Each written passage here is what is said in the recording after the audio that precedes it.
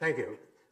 Water is quite beautiful to look at, and I guess you probably all know that you're 2/3 water, but you do, don't you? Right. But you may not know that because the water molecule is so small, that 2/3 translates into 99% of your molecules. Think of it, 99% of your molecules are water.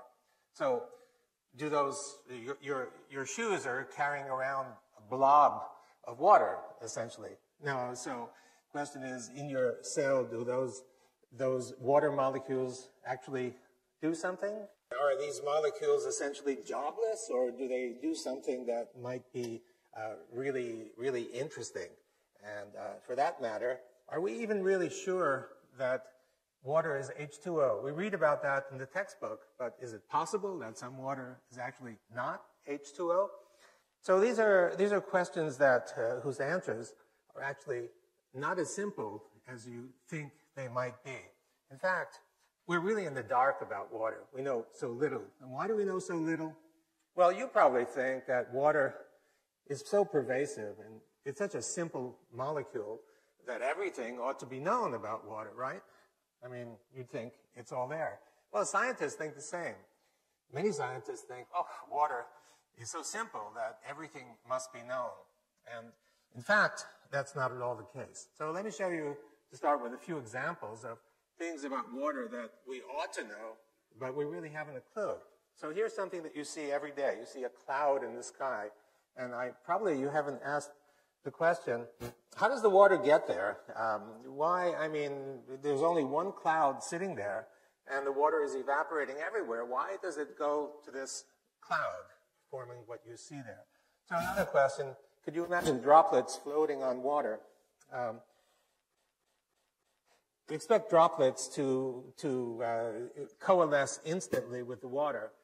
The droplets persist for a long time. And then here's another example of walking on water. This is a lizard from the Central America, and because it walks on water, it's called the Jesus Christ lizard.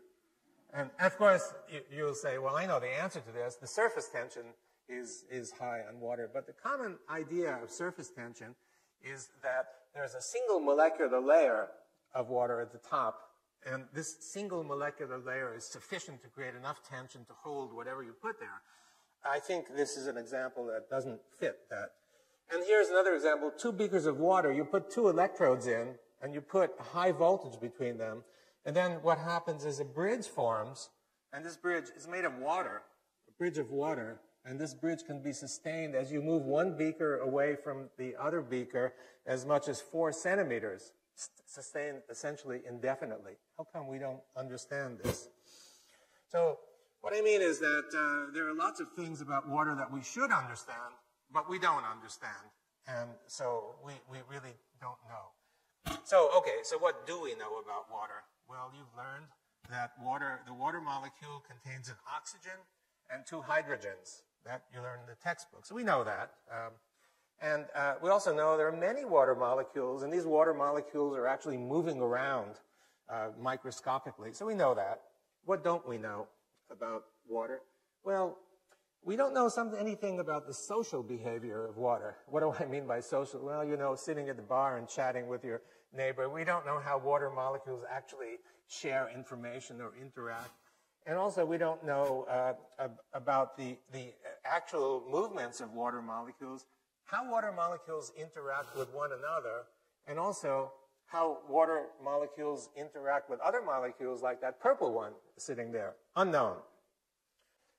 Also, the phases of water. Now, we've all learned that there's a solid phase, a liquid phase, and a vapor phase.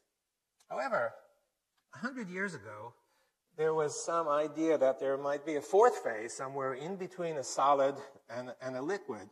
Sir William Hardy, a famous physical chemist, 100 years ago exactly, professed that there was actually a 4th phase of water, and this water was kind of more ordered than other kinds of water, and in fact had a gel-like consistency.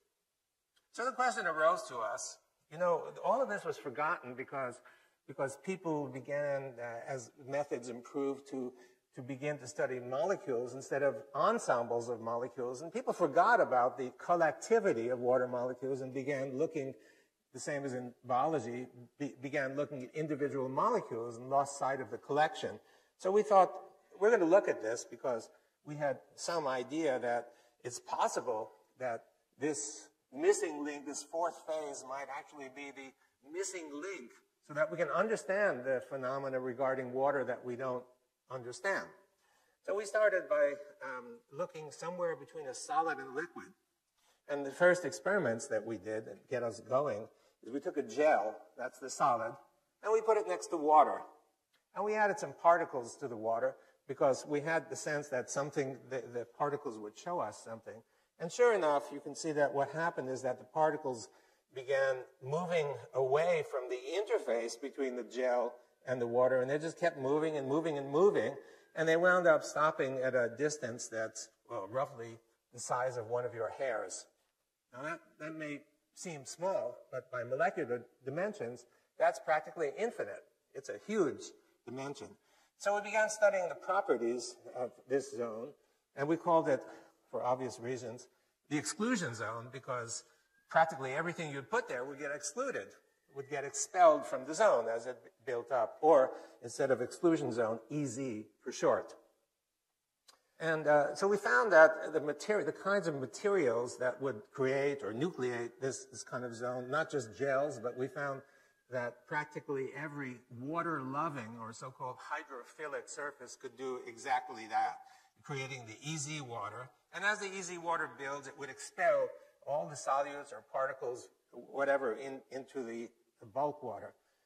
And we began learning about the properties, and we've spent now quite a few years looking at the properties. And so it looked something like this. You have a material next to water, and these sheets of EZ layers begin to build, and they build and build, and you just keep building up one by one.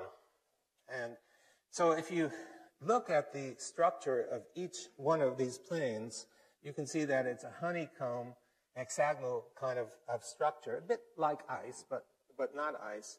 And if you look at it carefully, you can see the molecular structure. So, of course, it consists of hydrogen and oxygen because it's built from water. But actually, they're not water molecules. If you start counting the number of hydrogens and the number of oxygens, it turns out that it's not H2O. It's actually H3O2. So it is possible that there's water that's not H2O, some phase of water. So we began looking, of course, more into these extremely interesting properties. And what we found is we stuck electrodes into the EZ water because we thought there might be some electrical potential. And it turned out that there's lots of negative charge in that zone. And we used some dyes to seek positive charge, and we found that in the bulk water zone, there was an equal amount of positivity. So what's going on, it looked like, is that next to these interfaces, the water molecule was somehow splitting up into a negative part and a positive part. And the negative part sat right next to the water-loving material, and the positive charges went out beyond that. We found, actually, it's the same. You didn't need a straight interface. You could also have a sphere. So you put a sphere in the water, and any sphere that's suspended in the water develops one of these exclusion zones, EZs around it, with the negative charge. And beyond that is all the positive charge separation. It didn't have to be only a material sphere. In fact, you could put a droplet in there, a water droplet, or in fact, even a bubble. You get the same result. Surrounding each one of these entities is the negative charge and the separated positive charge. So here's a question for you. If you take two of these negatively charged entities and you drop them in a beaker of water near each other, what happens to the distance between them? Now, I bet that 95% of you would say, well, that's easy. I learned in physics. Negative and negative repel each other. So therefore, they're going to go apart from one another, right? Is that what you'd guess? Well, the actual result, if you think about it, is that it's not only the positive charge, negative charge, but you also have positive charge.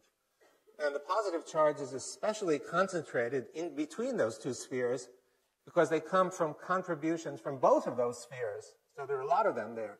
When you have positive in between two negatives, what happens is that you get an attractive force. And so you expect these two spheres to actually come together despite the fact that they have the same charge. And that's exactly what happens. It's been known for many years. They come together, and if you have many of them instead of just two of them, you'll get something that looks like this. They'll come together, and this is called a colloid crystal. It's a stable structure. In fact, the yogurt that you might have had this morning probably consists of what you see right here. So they come together because of the opposite charge. The same thing is true if you have droplets. They come together because of the opposing charges. So, when you think of droplets and aerosol droplets in the air, and think about the cloud, it's actually the reason that these aerosol droplets come together is because of this opposite charge. So the droplets from the air, similarly charged, come together, coalesce, giving you that cloud in the sky. So the fourth phase, or easy phase, actually explains quite a lot. It explains, for example, the cloud. And the cloud, it's the positive charge that draws these negatively charged easy shells together to give you a condensed cloud that you see up in the sky.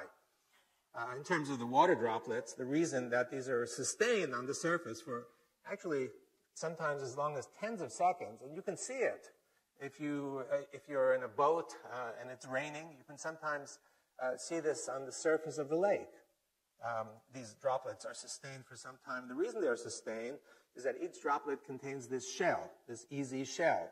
And the shell has to be breached in order for the water to coalesce with the water beneath. Now, in terms of the Jesus Christ lizard, the reason the lizard could walk is not because of one single molecular layer, but there are many easy layers lining the surface, and these are gel-like. They're stiffer than ordinary surfaces. So therefore, you can float a coin on the surface of the water. You can float a paper clip. Although if you put it beneath the surface, it sinks right down to the bottom. It's because of that. And in terms of the water bridge, if you think of it as plain old liquid bulk water, it's hard to understand. But if you think of it as easy water and the gel-like character, then you can understand how it could be sustained with almost no droop. It's a very stiff structure. Okay, so all well and good, but why is this useful for us? What can we do with it? Well, we can get energy from water. In fact, the energy that we can get from water is free energy. It's literally free. We can take it from the environment. Let me explain. So you have a situation in the diagram with negative charge and positive charge. And when you have two opposing charges next to each other, it's like a battery. So really we have essentially a battery made of water. A battery made of water. And of course you can extract charge from it. And so that is the, now, batteries run down like your cell phone needs to be plugged in every day or two. And so the question is, well, what charges this water battery? It took us a while to figure that out, what recharges the battery. And one day, we're doing an experiment, and a student in the lab walks by, and he has this lamp. And he takes the lamp, and he shines it on the specimen. And where the light was shining, we found that the exclusion zone grew. It grew by leaps and bounds. So we thought, aha, it looks like light. And we did many experiments to show that the energy for building this comes from light. It comes not only from the direct light, but also indirect light. What do I mean by indirect light? Well, what I mean is that the indirect light is for example, infrared light that exists all over this auditorium. If we were to turn out all the lights, including the floodlights, and I pulled out my infrared camera and looked at the audience, you'd see a very clear, bright image. And if I looked at the walls, you'd see a very clear image. And the reason for that is that everything is giving off infrared energy. You're giving off infrared energy. That's the energy that's most effective in building this charge separation and this fourth phase. So in other words, you have the material, you have the easy water, and you collect energy from outside. And as you collect the energy from outside, the exclusion zone builds. And if you take away that extra energy, it'll go back to its normal size. So this battery is basically charged by light, by the sun. It's a gift from the sun. If you think about it, what's going on, if you think about the plant that you have sitting in your kitchen getting light, you know where the energy comes from. The energy comes from the light. It's the photons that hit the plant that supply all the energy, right? And the plant converts it to chemical energy, the light energy to chemical energy, and the chemical energy is then used to do growth and metabolism and bending and what have you. That we all know, it's very common. What I'm suggesting to you from our results is that the same thing happens in water. No surprise because the plant is mostly water. So I'm suggesting to you that energy is coming in from outside, light energy, infrared energy, radiant energy, basically, and the water is absorbing the energy and converting that energy into some sort of useful work. And so we come to the equation E equals H2O, a bit different from the equation that you're familiar with. But I think it really is true that you can't separate energy from water. Water is a repository of energy coming free from the environment. Now, can we harvest some of this energy, or is it just totally useless? Well, we can do that because you have a negative zone and a positive zone. And if you put two electrodes in, you can get energy, right? Just like a battery. And we've done that, and we were able to, for example, a very simple optical display can be run from the energy that you can get from here. And obviously, we need to build it up into something bigger and more major in order to get the energy. This is free energy, and it comes from water. Another opportunity that we've been developing is getting clear, free drinking water. So if you have a hydrophilic material, and you put contaminated water next to it with junk that you want to get rid of. So what happens, as I've shown you, is that the stuff gets excluded from beyond the exclusion zone, and the remaining EZ doesn't have any contaminants. So you can put bacteria there, and the bacteria would go out. And because the exclusion zone is big, it's easy to extract the water and harvest it. And we've done that, and we're working on trying to make it practical. Well, one of the things we noticed is that it looks as though salt is also excluded. So we're now thinking about extending this to putting in ocean water, and you put the ocean water in, and if the salt is excluded, then you simply take the EZ water, which should be free of salt, and you can get drinking water then out of this. Also, getting biological energy. So the cells are full of macromolecules, proteins, nucleic acids, and each one of these is a nucleating site to build EZ water. So around each one of these is EZ water. Now, the EZ water is negatively charged, and the region beyond is positively charged. So you have charge separation, and these separated charges are free, available to drive reactions inside your cells. So what it means really is it's a kind of photosynthesis that your cells are doing. The light is being absorbed, converted into charge separation, just the same that happens in photosynthesis, and these charges are used by you. One example of this is obtaining energy on a larger scale. I mean, the energy is coming in all the time from all over. And it's absorbed by you actually quite deeply. If you take a flashlight and you shine the flashlight through the palm, you can actually see it through here. So it penetrates quite deeply. And you have many blood vessels all around you, especially capillaries near the periphery. And it's possible that some of this energy that's coming in is used to help drive the blood flow. And let me explain that in a moment. So what you see here is the microcirculation. It's a piece of muscle, and you can see a few capillaries winding their way through. And in these capillaries are the red blood cells that you can see. Now, a typical red blood cell looks like on the upper right, it's big, but when they actually flow, they bend. The reason they bend is that the vessel is too small. So the vessel is sometimes even half the size of the red blood cells. They've got to squinch and go through. Now, it requires quite a bit of energy to do that. And the question is, does your heart really supply all the energy that's necessary for driving this event? And what we found is a surprise. We found that if we take a hollow tube made of hydrophilic material, just like a straw, and we put the straw in the water, we found constant, unending flow that goes through. So here's the experiment. Here's the tube, and you can see that the tube is put in the water. We fill it the inside just to make sure it's completely filled inside and put it into the water. And the water contains some spheres, some particles, so we can detect any movements that occur. And you look in the microscope, and what you find looks like this. Unending flow through the tube. It can go on for a full day, as long as we've looked at it. So it's free. Light is driving this flow in a tube. No extra source of energy other than light. So if you think about the human and think about the energy that's being absorbed in your water and in your cells, it's possible that we may use some of this energy to drive biological processes in a way that you had not envisioned before.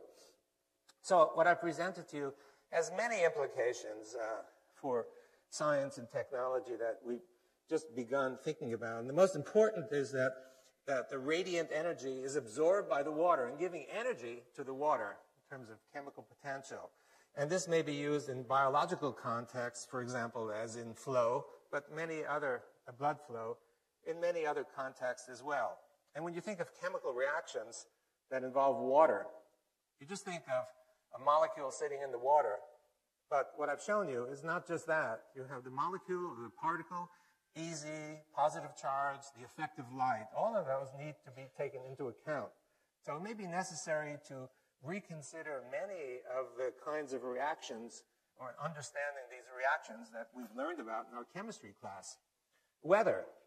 So I've shown you about clouds. The critical factor is charge. If you take a course in weather and such, you hear that the most critical factors are temperature and pressure. Charge is almost not mentioned, despite the fact that you can see lightning and thunder all the time. But charges may be much more important than pressure and temperature in giving us the kind of weather that we see. Health. When you're sick, the doctor says, drink water. There may be more to that than meets the eye. And in food is mostly water.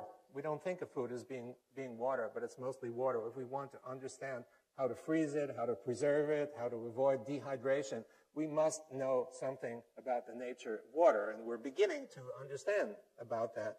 In terms of practical uses, there's desalination possibility. And by the way, the desalination, where you need it most is where the sun shines the most, in dry areas. So the energy for doing all this is available, freely available to do it. And for standard filtration as well, a very simple way of removing bacteria and such from drinking water. It could be actually quite cheap for third world countries. And finally, getting electricity out of water through the sun's energy that comes in. That's another possibility. So I've tried to explain to you how water's fourth phase, really understanding that water has not 3 phases, but 4 phases. And understanding the fourth phase, I think, is the key to unlock the door to understanding of many, many phenomena. And mostly, what we like most is understanding the gentle beauty of nature. Thank you very much.